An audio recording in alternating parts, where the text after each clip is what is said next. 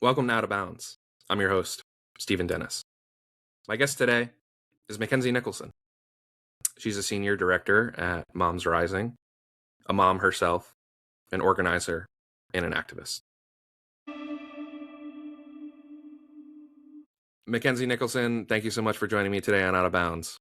Thank you for having me. It's good to see you. I'm glad I got to see you last week, or was it last week in person? Yeah. It was, yes. I think I was wearing the same outfit, so I do have more. I do have more clothes than this, but No judgment. yeah, no, it was great to see you then, and I'm glad that kind of led to where we are today, and so thanks for coming on and being willing to have a conversation. Sure. Let's get into it. So as my audience is aware, but to kind of introduce to you, this project that is Out of Bounds is meant to be kind of an independent media space that serves to elevate and expand the discourse from what I feel like is has been a shrinking field of play of just acceptable conversation, whether it be from pockets of cancel culture to legitimately like the government coming and knocking on people's doors over social media posts that they're making. So I feel that creep, and so this is an exercise in pushing back on that. And to help us do that, we have an exercise that we start each conversation with, where I have each guest kick us off with an opinion, an idea, a perspective, or take that they have been holding on to. That might be viewed as polarizing, controversial, or in opposition to the spaces that you maybe typically occupy. I do that because I think it's good to help poke a hole in people's echo chambers. I think it's good to hear things that people might that they might disagree with from folks that they may tend to ally with. You know, you're never going to share. It's very rare to share 100% of your kind of opinions and perspectives all the time. So that's the background. The floor is now yours. Ken's, what is your out of bounds take for today? Cool. Well, I'm sure as any other guest of yours has like gotten nervous as this question has come up because you're like, oh God, what am I about to say? Who am I about to offend? So I was trying to think of, things that are true and also like true to me, true to the work that we do. But also, I think a lot of people are going to be kind of against me on this. But I think that we over romanticize canvassing and campaigns. And I know that there's a lot of data that shows that it's effective, that it helps persuade voters, things like that. But for me, if I had, say, 100 volunteer hours, I would not choose to send someone to canvass or even phone bank for 100 hours. I don't think that that's a good use of people's time. I think it's harder to recruit volunteers more than ever, and especially for the work that I do, mostly talking about, women, birthing people, moms, younger folks, like they don't feel comfortable going into or knocking on people's doors. And New Hampshire is a very rural place. Homes are not stacked one on top of each other. So even just the universes that exist out there for canvassing, I think can be challenging. And I think, like, let's be real, like, I don't like it when someone knocks on my door. I don't want to talk to them. Even in this work, doing this work all the time, even when it's people that I know and love or candidates that I know and love, I just don't want to talk. I'm like, get out of my little troll cave. And people don't answer the phones anymore either. Right. So anyways, and a lot of the mail too goes like straight in the right in the recycle. trash. You know, I will say I have been a creator of that mail before in small bouts. And I think, like, to each their own. That has its own cons, obviously, but I'm not going to send moms to people's doors, and especially in a day like today where people are literally getting shot through doors. New Hampshire is an interesting place, and I just think it should not be our gold standard for how we campaign. I think there's a lot of organizing that happens or should happen other places, like, in community with people, which is actually like the work I do. And why I think probably why I feel so strongly that way, but also just thinking about the next generation of voters. And I want, obviously I want us to cover everyone, cover all our bases. I know, like I said, I know that canvassing does have an impact. I know that it has its place, but Mm-hmm. and I think we should consider, especially the man hours it takes to do that kind of work and how like physically hard it can be. What Mm-hmm. are the other ways that are safer, and maybe as effective, if not a little bit more effective, that we can talk to voters, educate people on the issues, make connections in our communities? Love that. That is a really interesting take. As somebody who has put in a lot of person hours canvassing and has been Yeah. told to go fuck themselves like more times than I can count to get off that person's lawn. Um, it feels like almost like a rite of passage, kind of like in order to do it. But yeah, I mean, as I'm a big proponent of like just because things have been done this way doesn't mean it's kind of like as a progressive, that's kind of the name of the game. Like just because things have been done this way, it doesn't mean that it needs to be done that way in the future. um quick plug for I'm not sure if you're familiar with this woman out of Chicago. She ran for Congress this past cycle, Kat Abaguzale. Mm-mm. And she's a young, I think she might be like 26 or 29. She ran for Congress, and she used to work for Media Matters. She's like a right wing kind of like watchdog. And she ran what I felt like was one of the more, she lost by just a few points. She had millions of dollars spent to make sure that she didn't win. But she ran one of the most like unique, modernized campaigns that I've ever seen. She used her campaign office as a mutual aid hub. Instead Mm. of charging money to attend events of hers, like donations like non-perishables and clothing, donations were required for entry. She, instead of phone banking, streamed on Twitch, so that way like the people that are coming to you, like you're not bothering people who don't want to be necessarily bothered. The people that are in the chat are people who have already kind of chosen to engage with you and are already more likely to donate. And then even though that she lost, she's still keeping her office open as a mutual aid hub, as she continues to kind of build that grassroots base and community building before, who knows if she decides to run again in the future or do something different. But she views that as like a valuable contribution and way to give back to the community. So just a plug I love for that. her, She because I built just found it really, community. yeah. Yeah, that's exactly what she did. She built community while she campaigned. And then even leaving the campaign, the community can outlast that, which is so cool. Yeah, it's not just showing up every couple of years to try and win an election, and then if that works out, awesome. If that doesn't work out, everything just kind of disappears. So no, it's a super interesting take, and thanks for hitting us with it. You teased some of the connection to your work. Could you give an intro to my audience of what MomsRising is and some of the work that y'all do? Yeah, Moms Rising is a national organization, but we have sort of our sweet little home up here in the Northeast in New Hampshire, all by ourselves. So we are a grassroots advocacy organization. And when we say grassroots, we actually do mean that it's people powered as opposed to other grassroots work that isn't actually grassroots, that's not led by people. So we focus on issues that impact moms and our families. And really, realistically, it's everybody who has a belly button, everybody who's ever had a mom or loved a mom. We're Mhm. just moms who care about, having a good life and good life for our kids and a good country, good state to raise them in. So we do that through that community building, that really specific relational organizing that happens on the ground, in people's homes and on social media, but also, through like real, genuine human connection and not transaction.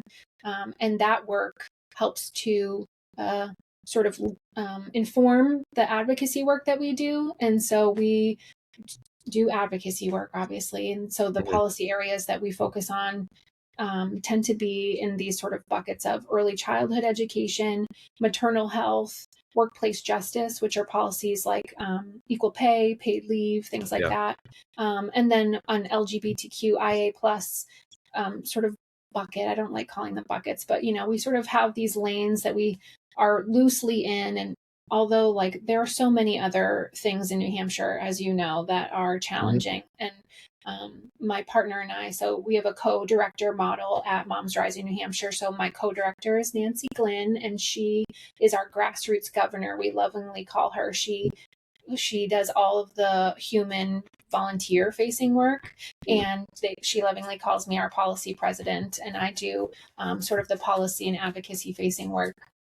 And it's great. Like we have a fantastic or community of people, of moms who again help inform the policy, because we believe that the best solutions come from the people who are experiencing life. And frankly, I think policymakers are probably the worst people to write those laws, because they're so usually out of touch that it doesn't meet the mark or doesn't meet the moment for where families are at. So we try to be that voice. Legislature doesn't really care about whether you are a mom and whether you're at work during the times when you can use your voice to impact the policy decisions that are happening in our state.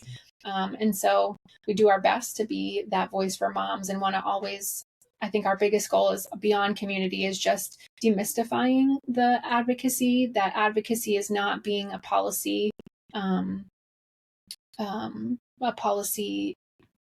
I'm missing the word, like a policy expert, but right, I was gonna say like junkie, sorry, like no, you're good. Already. It's not just being a policy expert. It's actually not being a policy expert, right? It's actually just being skilled in using your story to talk about like the change that you want to see, and also like a little bit of understanding the process, which New Hampshire's process is the most non-opaque, non-transparent process.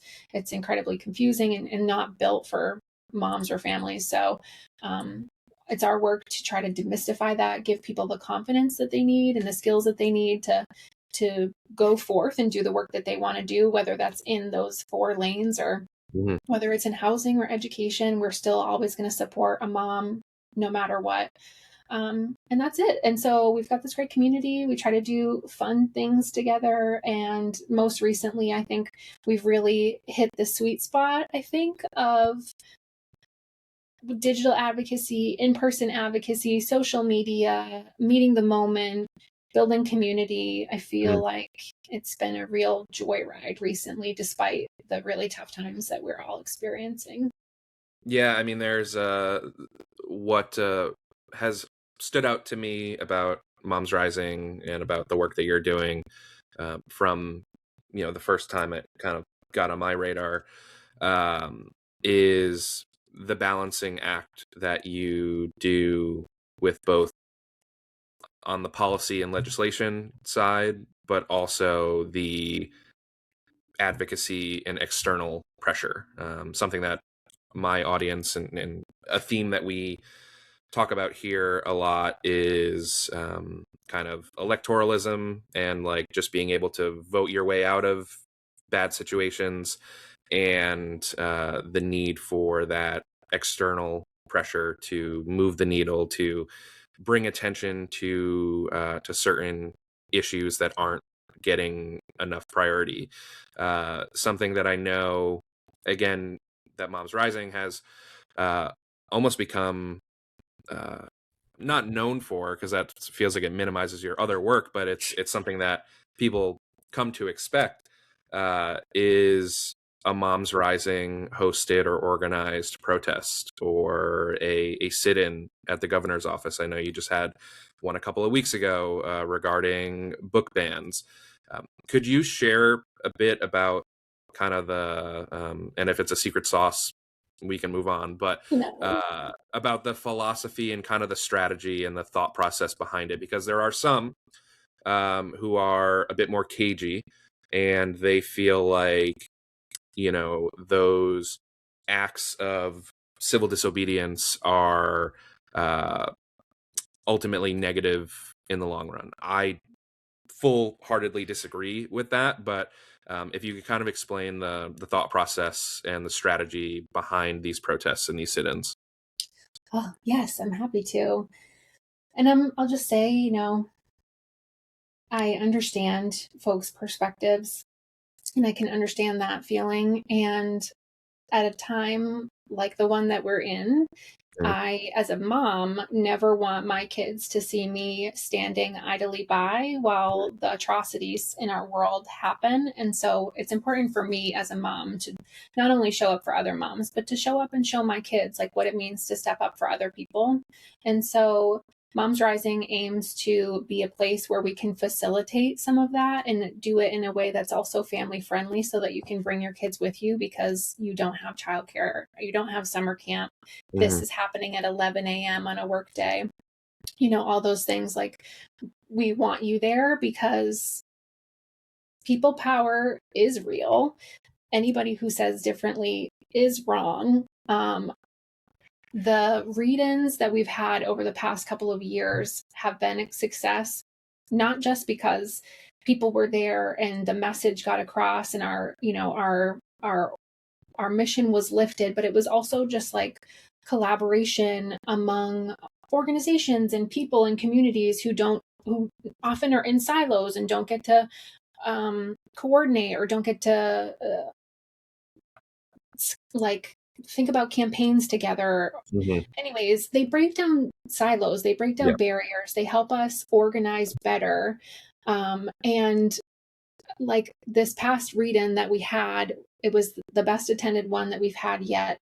In fact, I'm trying to think. Yeah, by far it was the best attended one. We had great media coverage. And I think like the discourse is the discourse, and it's important to, this is going to sound again like oversimplifying the work, but like it's important that we don't let them feel like we're okay, because if they think we're good, then they do nothing about it. If we stay silent and don't do anything, they think we're good because they want to think that they're doing good. And I think a lot of times New Hampshire has been such a inaccessible place that sometimes there have been policies that have passed like that just fly under the radar because people never know. And so events like this help bring light to some of those things that, like, before COVID especially, like you never even knew because there wasn't even like YouTube streaming at the legislature yet. Which is kind of crazy. That wasn't that long ago. So, and there wasn't opportunities to sign in online and do things like that. So anyways, just back to these events, it's like, yes, it's like the discourse, it's the message, but it's also being like accountability. And you're not going to get away with these things without having to answer to your voters, especially in a place like New Hampshire, where, each one of you is responsible for only like 3,000 people. You will answer to me. And I'm proud to be a part of that. And I'm proud to be a part of the organizing that like leads to successful policy. I mean, that was a bad policy. And I think it's funny. I was watching back the WMUR interviews from that day, and there's a senator on there who is just saying over and over again, this is not a book ban, blah, blah, blah. And, it is. And Kelly vetoed it because it was unnecessary and because it was.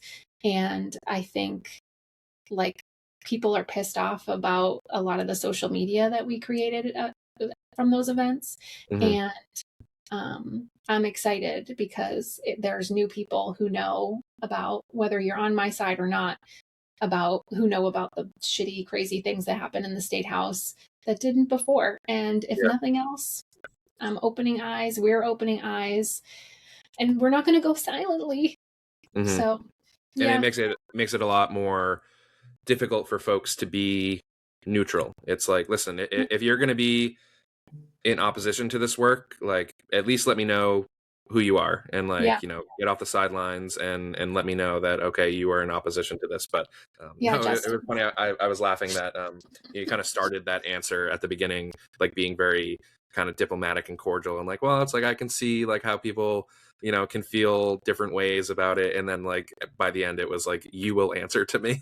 Like was where we landed, which again, I think I am in Yeah. full agreement with you that uh you know take the issues that you're focusing on, it can be applied to a thousand other things. The lack of urgency from our public officials, from our elected officials, it is like watching your neighbor's house burn down, but you're, in the swimming pool next door, just kind of like watching it. And that leads to real resentment and, sending a letter or a phone call to, that person's office might not get the job done these days. So again, I tip my hat to the work that you're doing there. And we'll get to some of the collaborative efforts in a second, referencing the event that we met at last week. But some of the pillar issues, if we could kind of go through some of them, that again, I think are very overlapping, and they are not just kind of mom specific, but they impact everybody in such large swaths of society. The first, and it kind of almost take them for me in the order that I see them, is like it's almost in like a chronological order. So like the first is the issue that you mentioned about kind of economic justice and women and moms, uh, and people being able to make the decision that they want to and can afford to have kids and can afford to have a family, whether it be from just the cost of having a child and raising a family today, whether it be the fact that, yes, 40 years ago, due to patriarchal kind of setup, uh, and wages compared to cost of living, you could get by. Most families, middle class families, could get by with just one person in the household working.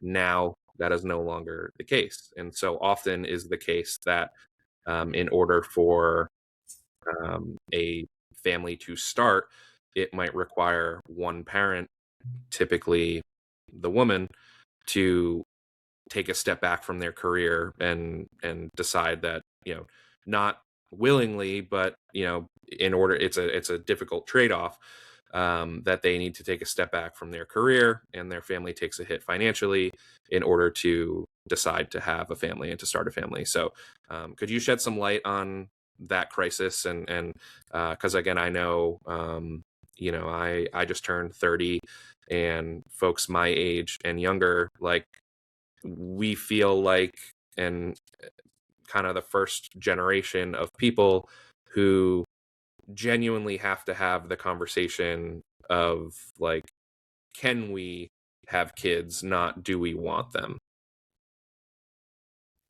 Oof. It's so tough.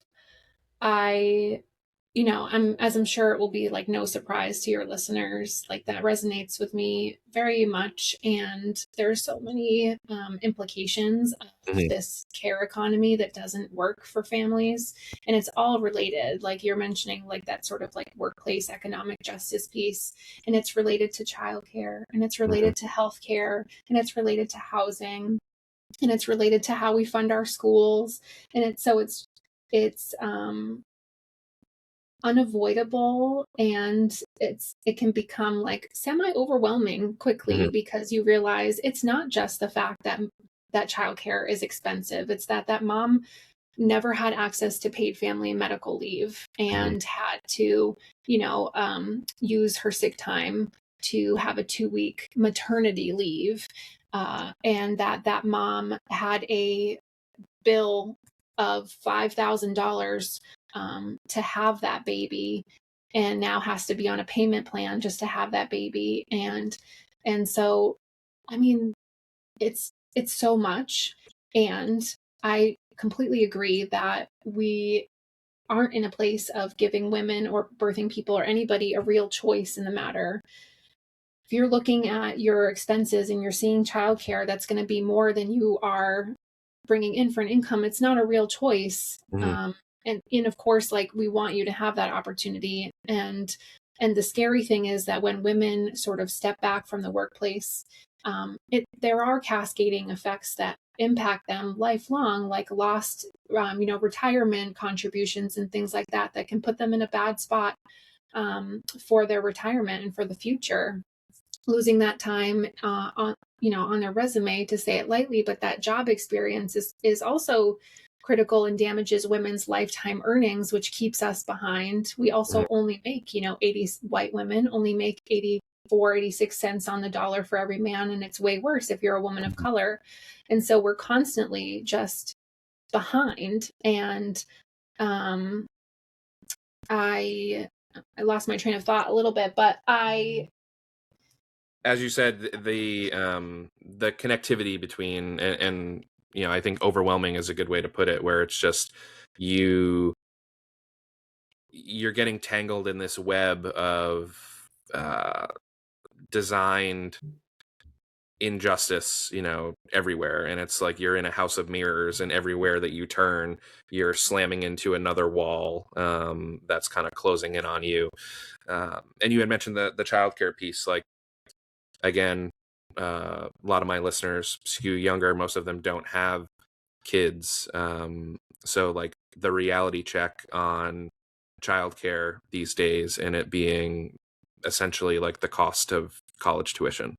Or more, and the fact that it's not readily available, right? Like, you could be in the most amazing spot and be able to afford it, and access still isn't there because there simply aren't, like, for example, we don't have infant slots. And so many families are making, these tough decisions to have these patchwork plans, which I also had to do to make it work, where my kids were, with their grandparents some days, and some days I brought my kids to work, and then I work from home on Fridays. And then we had a nanny on this day, and that sort of thing. And it's like, women are, and families are doing everything they can to make ends meet. And I honestly feel like there's a lot of guilt and shame that goes into becoming a mom and being a young person, and this sort of feeling like you should be able to do it. And the math doesn't add up. It's no one's fault that it's not working. The system literally isn't built for you. And costs have just increased astronomically, and for good reason, right? Like, childcare, for example, doesn't need to be that expensive. No, right? But we are paying paid professionals who are doing, the same, if not more, than a kindergarten teacher, but are making $11 an hour. And when I think about my family's budget, and I think about someone else surviving off of $11 an hour, it becomes like, kind of crazy to think about. It just feels like a race to the bottom. And it feels like, sort of this trap that many families, many women, we face it all day, every day. And that's for women who have means, right? Like, we haven't mentioned women, moms, birthing people who are single, or who want to be single, or who are in a bad spot, but simply have no choice but to stay because they are resource strapped. And it is simply impossible to make ends meet on a single income now. And so there's just so many long-term impacts of not supporting women and not treating us like we're actual people, that it has caused these huge wage inequality issues. It's caused more income inequality. And again, like, to my point earlier, I'm not taking no for an answer. We're literally done doing this. Another generation, like, such as yourselves, like, we won't, to your point, like, families are making these really tough decisions. And it's ironic when they say that we're underbabied and they want us to have more kids than we can afford. And yet it's like, no, but literally, like, we can't anyways, all that to say, No, again, I think again, I think I can see you choosing your words. Like you're being polite about it, because it just doesn't it just doesn't, the math ain't mathin', and it just doesn't make sense really anymore. Like it's really, it sounds so pessimistic or cynical, but it's like, it's not, the incentive is not there anymore, and that's not out of some, liberal, like, oh, these, like, liberal women, they don't want to, they just want to be independent and child free. It's like, no, it's like a lot of them, most of them just can't afford it, and they can't afford all of the setbacks that you had talked about, of that come with it. And it's not just something that impacts, women and moms, and it's, again, if you're a business owner, it and you don't have kids, it impacts you. If yeah, you're someone who believes in public schools, it impacts you. If you're someone who, again, doesn't have kids, but you want to be a child care professional, it impacts you. So it's important to highlight, and I think you've done a good job of touching on the connectivity of it all. yeah, And again, it is a system that, um, whether it was designed this way or we've quickly fallen into this current arrangement, it's clearly not working. And it hmm takes organizations like yourself, and also, again, folks like myself who don't have kids, and don't foresee having kids in the near future, to stand kind of shoulder to shoulder in that advocacy work as well. So yeah. so thanks for It's shining some cool light to there. see. Well, no, it's cool to see. Like, it's cool to see folks who don't have kids or who aren't parents yet Mhm. stepping up to say, like, I would love to be, and it's also not feasible. And Yep. here's the reasons why. And we need your voice too. um and kind of the third pillar, so we talked about, like, just the ability to become a mom and start a family. We talked about the cost of childcare, and then, fast forward, if you're able to make it through those kind of hurdles, then is kind of the war on public schools, and the war on just, whether it is, it could start with the fact that there isn't guaranteed paid leave. And so, as you said, I mean, you're the one with you're the more qualified person to talk about it.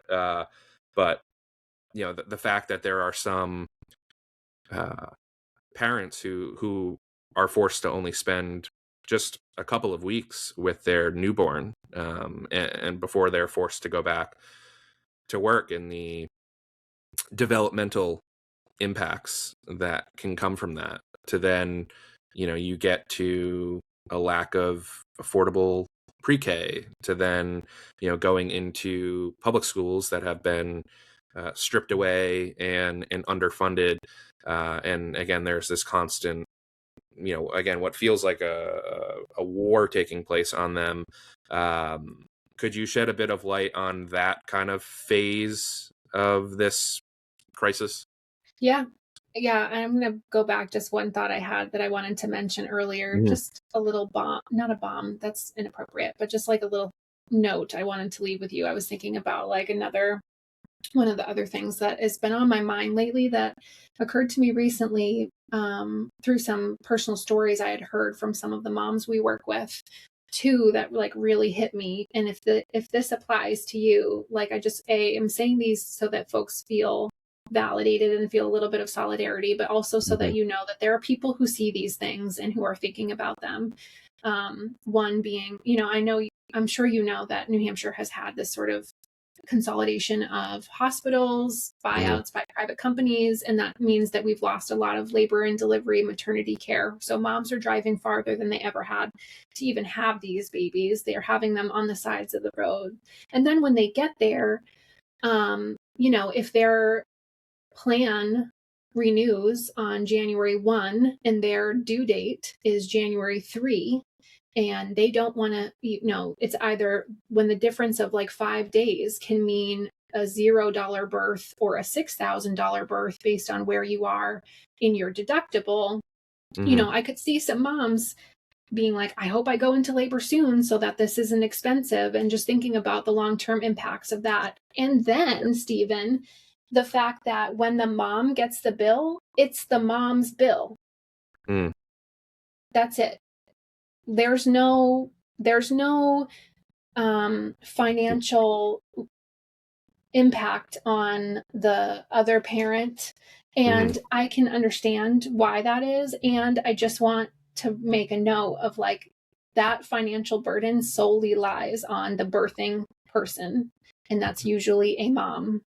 And that is news to me. And I'm glad crazy? That you're bringing it up. I mean, between that and, the scenario you laid out, whether it's on the front end and, kind of hoping, you give birth at a certain time because of the financial impact, or, it could impact you saying yes or no to care on the back end, like after, you've given birth, because you're worried that one more day in the maternity ward or one more day in the hospital is going to, cripple you financially.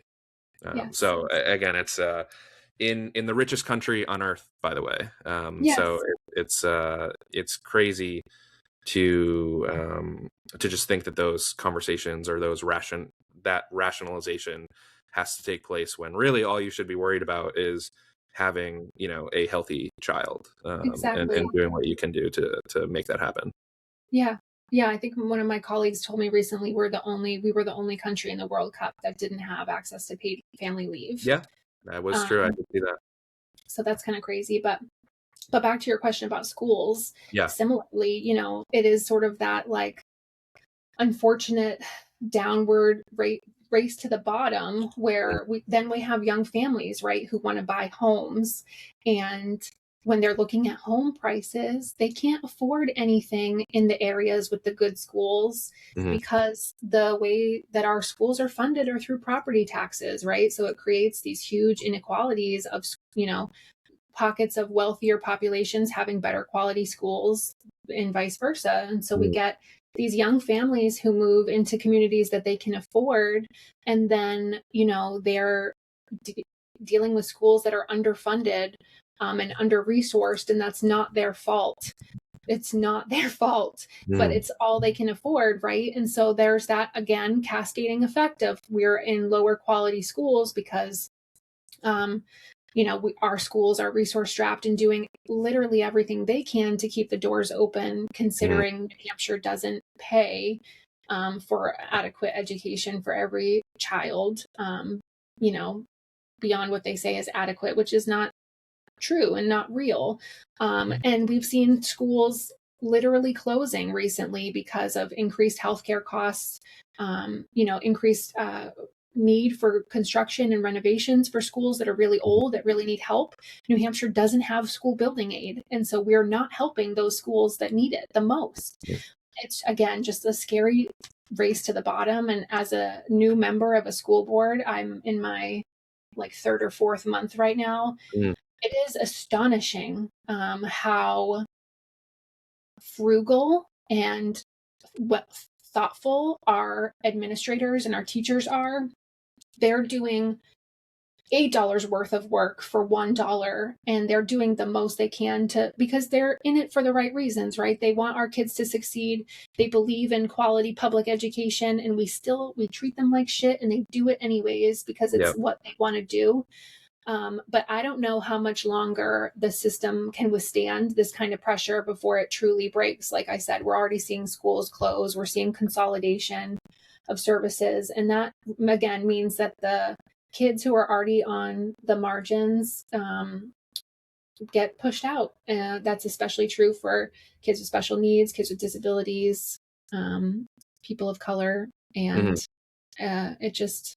Right, they're the first to get left behind, exactly. or have their services or students with individual learning plan needs. Like that's usually the first to go. And it's, I mean, this was a problem when I was in high school. Like this was a problem when I was in school. So to see how much worse it has gotten in the last 10 years is just really heartbreaking. And, when I was in high school, I flirted with, like I had gotten into a couple of colleges for secondary history teaching. And like I wanted to become a public school history teacher. And it was my parents who kind of steered me away from it. And they were just like, you see how, I went to a public school, my entire childhood, and,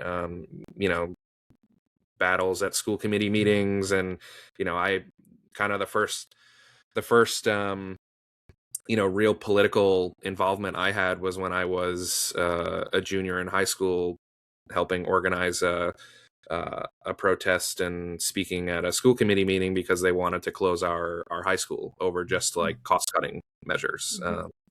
Really no other benefit to it, and seeing how it's only gotten worse. And what you said before about like giving credit to the teachers and to the administrators. I mean, it feels like they are on a lifeboat that has like a hole in it, and they are throwing everything out of the boat to keep it afloat, even if it's something of true importance, because their main objective is just keeping this boat afloat. And it's just such a critical part of society, just infuriating. And again, for someone like yourself who is in this work every day, I can't imagine how you keep your head on straight.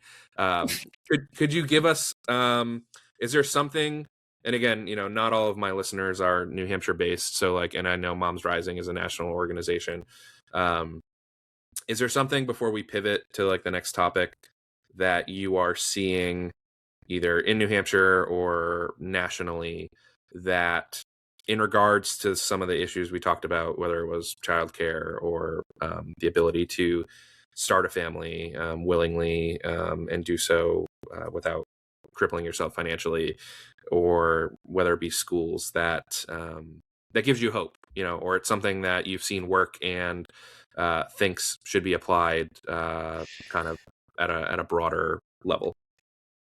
To kind of and listen, my audience members know like I am someone who delivers the real, if it's bad news, it's bad news, and we've talked a lot of bad news, but I know that there has to be, those things that are working in your space that keep you going and give you hope for the future, outside of just fighting for the moms and the little ones who deserve it.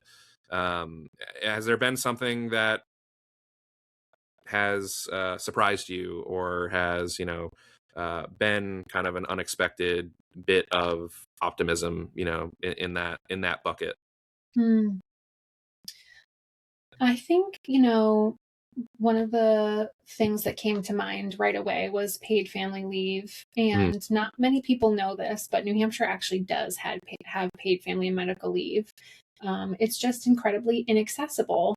And the way that our program is structured makes it so hard to find, so hard to get access to. It's not a great incentive or a great benefit for many folks. And so it's essentially like not there. But we're surrounded by states that have these great paid family medical leave programs. And, it's not the only thing that Massachusetts, sorry, I know we love to like have a fight with Massachusetts, but I think a lot of the things that they are fighting with us about are valid. Like, there is this sort of draw of younger people working, living in Southern New Hampshire, but working in Massachusetts because of the benefits. And I completely understand that if like working, over the border means that you have access to 20 weeks of paid leave versus in Salem, New Hampshire, where you have zero. I get that. So I think there's a lot to be learned about the states around us, and like a lot of the lost economic gain that we are feeling from people leaving New Hampshire.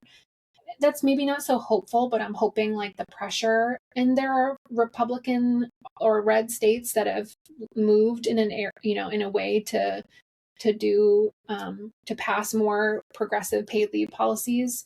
So I think that's one of them. And then, but I'm also a realist, and I think that we might not have something until there's like a universal policy, and that does, that is a hard pill to swallow sometimes. That is a reality that it's going to sometimes take some of these states and these legislatures that are dragging their feet. It might take a federal push to get them there.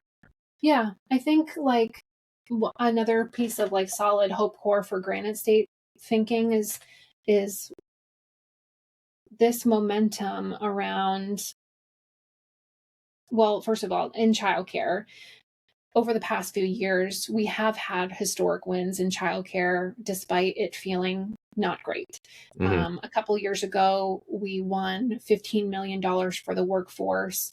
We increased access to the scholarship and made sure that it paid better so that more childcare providers could receive it and take it and feel good about taking it.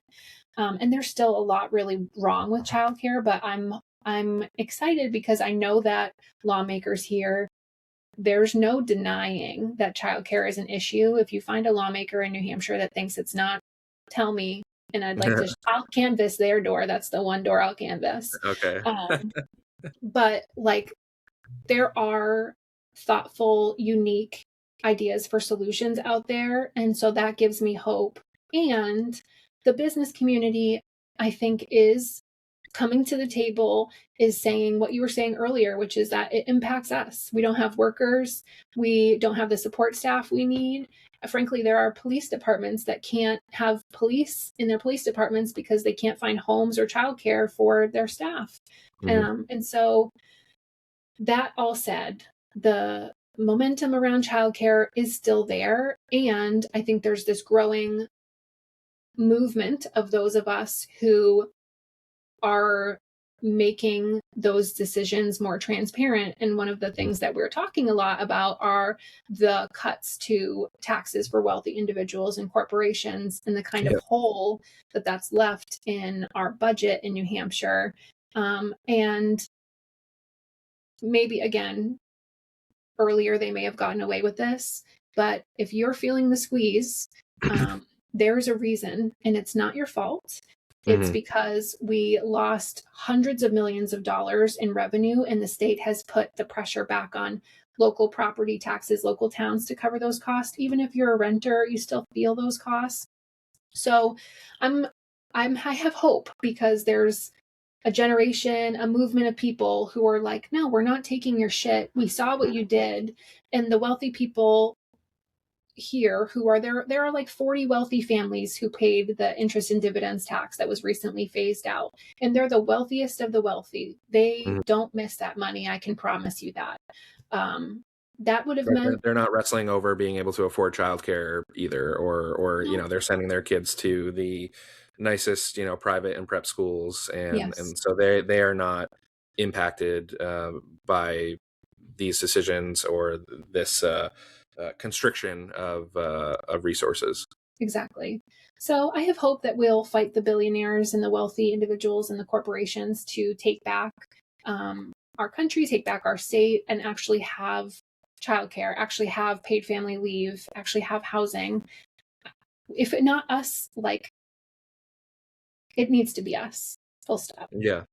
I mean, I loved that, you know, earlier in the conversation, you brought it back up again just there. But, you know, you had said in when I was kind of going through those big pillar issues that I lobbed at you, you were like, you know, this is, you had said, like, this is no one's fault. And obviously I knew what you meant. Like, it's not the individual's fault who feels all of this guilt. But then when you brought it back up again, you were like, you know, this isn't your fault, the individual, but there are villains at play, and I think it's important. I think it's something that you know, activates people. Is I think it's important to name villains. And again, you know, we had reconnected and bumped into each other at an event, collaboration event between you and some organizations in the state and some national organizations who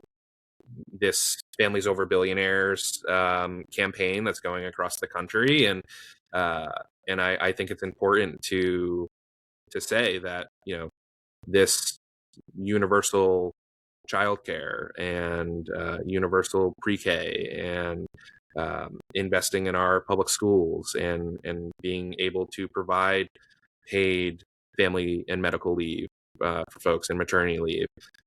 These are programs that could be funded if you were taxing billionaire wealth and if you were taxing the income of the largest and most successful corporations. And so I just wanted to shout that out, because I think, you know, most people, I feel like, would kind of naively think, or maybe it's an old school mentality of like, you know, you work at a an organization that, you know, advocates for moms and young children. What does this have to do with billionaires? And I think it has everything to do with billionaires, and being able to, there seems to be more willingness now to step over what used to be kind of like an invisible line that wouldn't be crossed. And so I just wanted to shout that out, because I see the work that you're doing, and I think it serves as a model and like an inspiration for other organizations to do just that.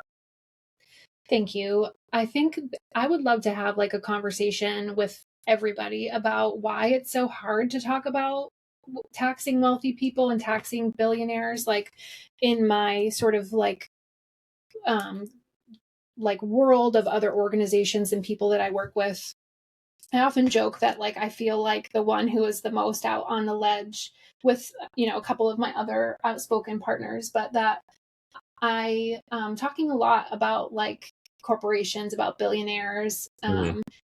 and that's not the norm that I found. And I don't know why, if it's a nervousness to piss off the wrong people. Is it your funders? Is it the governor? Like, I've always been very curious why people don't talk about it more. I'm starting to see it though, which is good. Um, I feel like it's sort of like breaking through the traditional messaging. So I'm excited about that. But like, truly, just thinking about, we're in 2027 planning mode already for the legislature. As soon as we finish, I turn right around and start over again. It's like a Mm-hmm. very fun Groundhog Day for me. I really do enjoy it. But anyways, we're thinking about and talking about childcare solutions, and just bringing the business profits tax, the BPT, yeah, just bringing the BPT back to 2016 levels, so that a whole fucking decade has gone by now. Mm-hmm. 10 years, it's just 1%. Yeah. That it would come back. That would generate upwards of $250 million. Mm-hmm. And some of the solutions that we're talking about, just to give you like perspective, because that sounds like a lot of money, some of the solutions that we're talking about are $15-30 million, like small portions of that $250 million. And that's just like in my sector. Now, imagine a world where that's true, and childcare gets what it needs and healthcare Mm-hmm. gets what it needs. You start to see a picture of like, oh shit, it's not because of choices that me, the family, made. It's literally these tax cuts for billionaires and wealthy people, folks, and they do live here in New Hampshire. You know, there's bigger companies here. Like, I think Governor Ayotte likes to talk a lot about how New Hampshire is business friendly. And so they Sure. make these business tax cuts. And it's funny because a lot of those tax cuts never even hit the businesses, because the businesses that we have in New Hampshire are small businesses, right? They're Right. not huge, big multi-million dollar, you know, businesses, but we do have some, and we have wealthy people who live here, and we have wealthy people who hide their money here because we have tax havens and loopholes and things. So all that to say, like, I guess I feel a little bit like a broken record sometime, being like, it's the billionaires, but like, no, truly, it's the billionaires and the people who have their interests at heart, their special interests at heart, people who think that they're being like business friendly and bringing more economic activity into New Hampshire. Meanwhile, young people are running for the hills and leaving, Mm-hmm. and it's just like, I'm not really sure that that's doing what you think it's doing. It's just No, well, I don't Yeah. think you're a broken record at all. I think you need more. I think you need more people in your corner who are shouting it out. And we could talk offline or another time about what you had identified as a resistance from a lot of, or a tepidness from a lot of local organizations to put the target on that, business community or those, wealthiest individuals, and demand more of them. But I don't want to unpack that can of worms here. And we can name some names offline, but I wanted to, as we move towards the close here, again, um, something that I do think stands out about you, and one of the reasons that I um, really admire you personally for like the work that you do is that you will say the out of bounds thing. Like you will say you will name the elephant in the room. Like there are no elephants in the room with MacKenzie. And one of the examples of that is your burn book. So again, I most people in pop culture understand like what the burn book is and where that comes from, but you have taken your own application of it and used it towards exposing politicians, public officials, political organizers, and activists who are, fighting for reactionary, exclusive change, and you are calling them out for it. You're exposing them for being hypocrites and for contradicting themselves. And for someone like myself who grew up, I don't know if you ever heard this term, but there's this.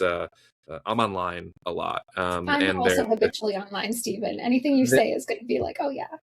There's this term called like the dirtbag left, and it was kind of like this, it were the pre-Elon Twitter, like, back in its kind of early days, you know it were the people who were leaving the comments like really like exposing a politician like underneath their kind of platitude of a comment, and it was just like that kind of organic, like wasn't ever really coordinated, but it was just like, you know okay, sure, this is what you said on the debate stage, but this is the reality of it, and like pissing off their entire legion of stands and supporters.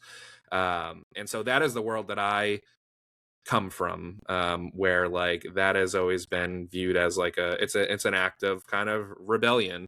And so could you share about the inception of the burn book, and the kind of pushback that you might get from it, like on it, in response to it, and why you feel like calling out politicians so publicly is essentially a public service? Thank you. First of all, I just want to say like huge shout out to my team who helps me ginormously pull off this huge project. A project like the burn book requires moms do have eyes in the back of our heads. We have eyes everywhere. And so collecting all of that information of where these offenses are coming from, it does take some coordination. And I do have a team. I'm not just by myself. So thank you, Nancy and Alyssa and Lauren. I love you all so much. Obviously you all know the Mean Girls burn book. Mhm. I'm a millennial myself, and I cope through humor because Yeah. we have to, Stephen. Like You have to laugh through it. to your point, like I am in it all the time. And I think the way that I've been able to survive, because I don't have the best boundaries, is sort of like creating these humor things that sometimes I think I'm the only one who thinks is funny, and that's okay because that's all I need. But the burn book, sort of came from this idea of we started seeing, especially this year, though it's not new. It's just that it's been more transparent than ever. These really like atrocious things that our elected officials say and do in literally public meetings where they're recorded, where they think no one is paying attention. And like I said earlier, pre-COVID, New Hampshire didn't even have a way to stream hearings. And so this is kind of like the first couple of years that we're seeing live in real time, like the hearings at the State House, school board meetings, community meetings where there are elected officials. Hell, we even have one elected official who brings his guitar around. Frankly, that should be an offense in the burn book entirely. Like if you are a white male with a guitar walking around, immediate offense. Yeah, well, I mean, to force other people whether you're on a first date or whether you're a public elected official, to force someone to have to listen to you strum along is no one.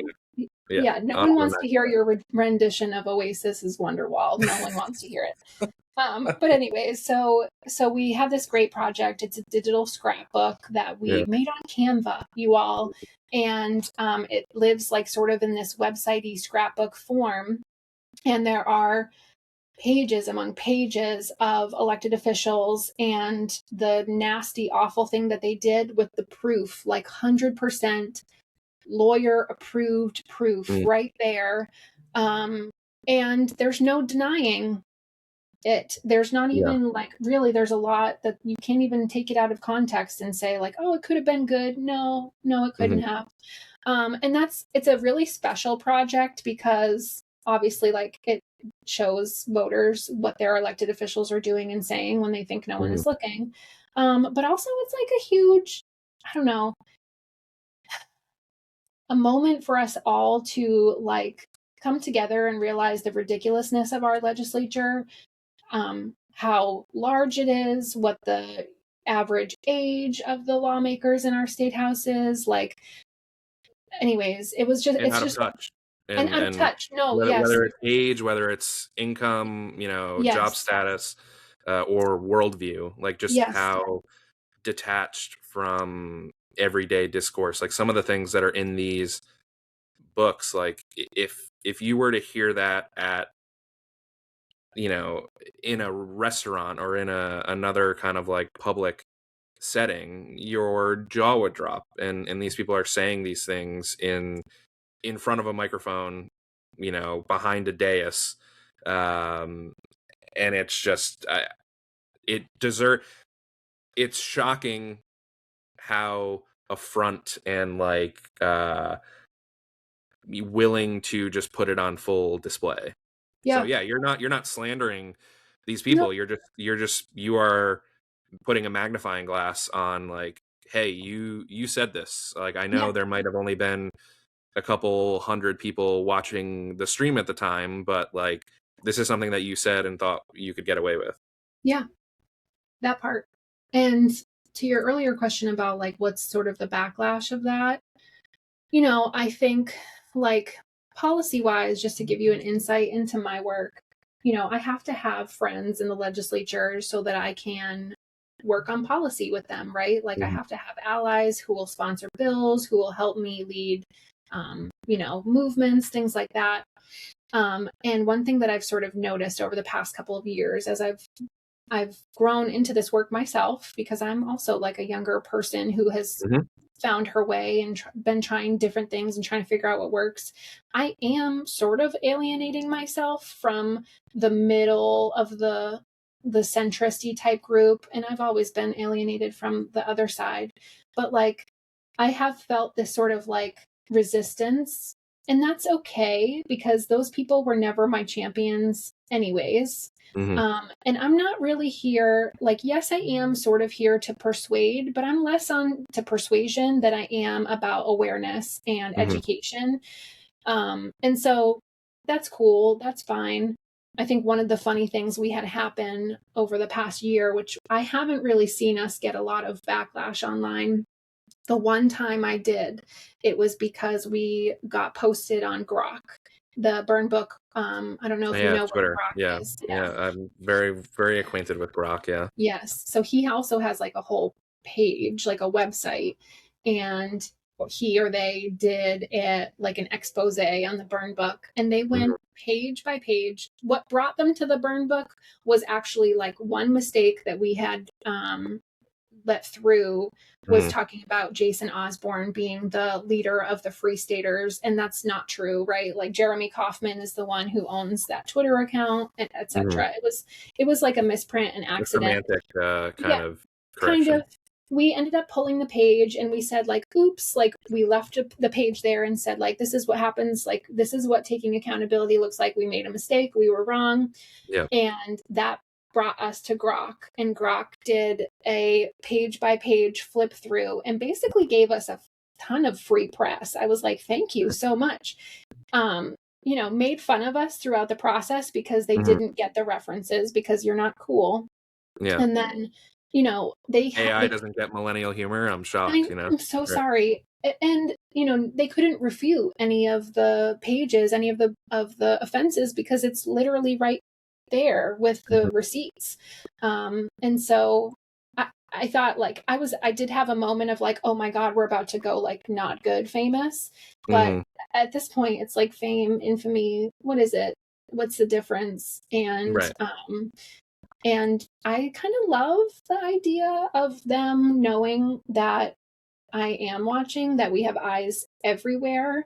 Mm-hmm. And, maybe that doesn't change them as people or what they say when they think no one is looking, but Mm-hmm. at least be aware that we do have eyes on you when the cameras are on, and the awful things that you say are going to get put into voters. And so now I've got this new idea for the burn book where we're going to use that in an electoral campaign and, potentially target some of the people who are habitual offenders in the burn book. And as much as we hate direct mail, maybe do some mailers, maybe do some digital ads targeting those Right. They're going to have their especially own, bad like, people. right. Some of these Yeah, folks like will have enough cataloged that they'll be able to have their own chapters within it. literally. Yes. And I hope that you, because when I said pushback, like, or brought up the topic of pushback, like, obviously, it's going to come from the offenders and the groups that align with them. But there's also this, as you had kind of said, like more middle centristy type of person who really, above all, just wants quiet, and they prefer decorum above all things. And again, as we've talked about at different points throughout today, the emergencies that we are facing require people to come out and say, fuck your decorum. Like, this is more important than you feeling comfortable. I mean, it's the Yeah. same people who, when there's a protest that, runs through a street, it's like, well, why are they doing that? It's like, protests and this type of stuff is supposed to be disruptive. It's supposed to get your attention. It's supposed to make you stop just on your daily wheel of routine and be like, wait, what are these people talking about? What is this about?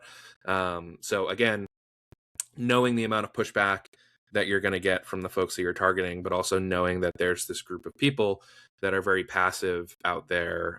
Again, that willingness to spit in the wind and not be afraid of who you're offending and stand by that has always been something that I've admired about you and the work that your Moms Rising team does. And so I folks can look forward to the burn book coming out.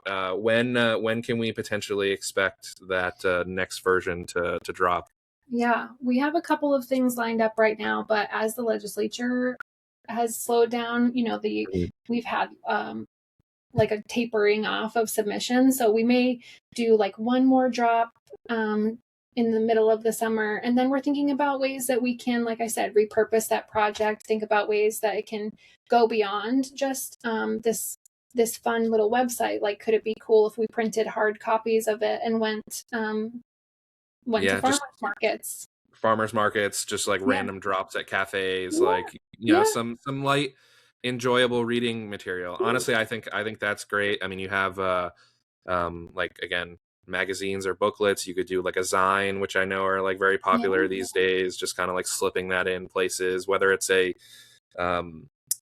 one for back to school season, like, hey, here are all these people that have said awful things about school over the past year, and that also coincides with election season. So it's exciting. I think you have a ton of potential there. As much as Gen Z likes to snide at millennial humor, they end up copying it most of the time anyways. So, It's all love. so I got love MacKenzie,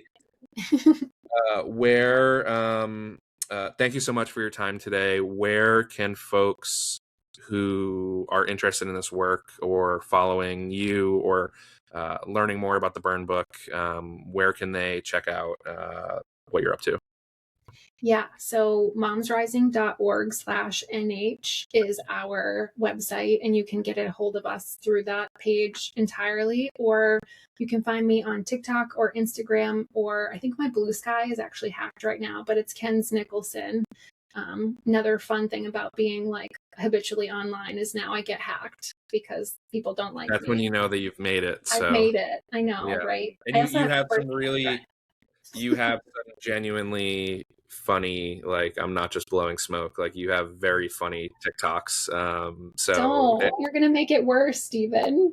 Well, listen, I don't want to attract more, cyber hackers, but no, again, I'm a big believer. Like, my introduction to politics was essentially through like the Daily Show and the Colbert Report, and how they made fun of just the absurdity of everything, and they made fun of all sides. And I think humor can really be used as a way to lower someone's defenses, whether they be kind of reactionary defenses or just like lower kind of that defense mechanism to accept a more salient, larger, more impactful point. So again, it checks all of my boxes. So but yeah, definitely check out MacKenzie and MomsRising work online, and keep up the good fight. And I look forward to chatting with you again soon. Thanks, Stephen. Thanks for all you do, and say hi to all your viewers for me.